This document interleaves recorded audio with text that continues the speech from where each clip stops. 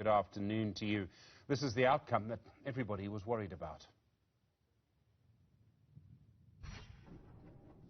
Well, certainly, Stephen. I mean, the family as well. Now, earlier on, when we spoke to the grandmother, when we got on the scene, she had told us that this is not what she expected because her grandchild had asked to go play with the other children as they do any other day. I mean, Stephen, sort of the same story as yesterday's drownings in Mooiplaas. Now, of course, as they said, as they went to the dam, the families were unaware that the children were actually headed to this river. Now, I just also want to show you the length of this river from this top view. I think we can see it better from here. Now, this river stretches for kilometers. You can just imagine what happens. And when we were down by the river, we noticed that the current is still flowing. It's not still waters.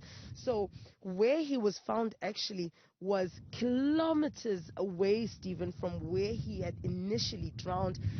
That's why it had also taken so long to find and retrieve his body by the search and rescue division.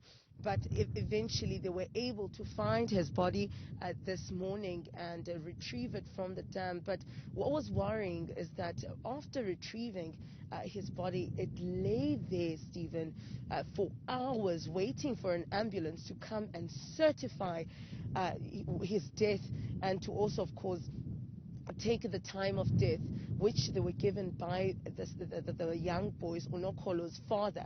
Thereafter, waited a few hours as well for the forensic team to come and get the body to the mortuary, the state mortuary.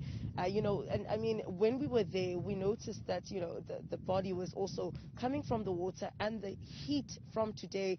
It was starting to, the smell that was starting to come from Unokholo's body. But of course, we spoke to the mother as well, who was understandably quite emotional and devastated because she said that at that time when they took his body out, they did not let us see or confirm that it was a body, but his father was given that opportunity to see his son for the last time, sadly, and also to identify that it was indeed Unokholo that was found in this river. When we spoke to the community, Stephen, they said, these issues, they all go back to one thing, is that they need recreational facilities in this area. I mean, this is a newly developed area and quite far and distant from everything. Now, when children don't have anything constructive to do, it leads to what you're seeing. I mean, this is how majority of children in the rural villages and in the townships have grown up, without having those recreational facilities, swimming pools to swim in a hot day. This is what happens. And judging by this river that has been extended by man as well to create more water and a flow coming through, is becoming a problem for this community. I mean, they did say that it has been, Unokholo is the fourth child to have drowned this year within, 5 years.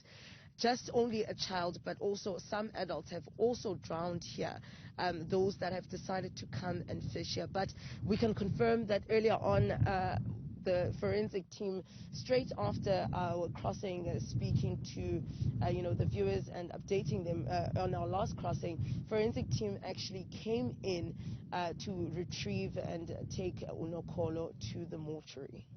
Kema, it's just one of those stories that makes your heart bleed. We've seen so many stories like this recently.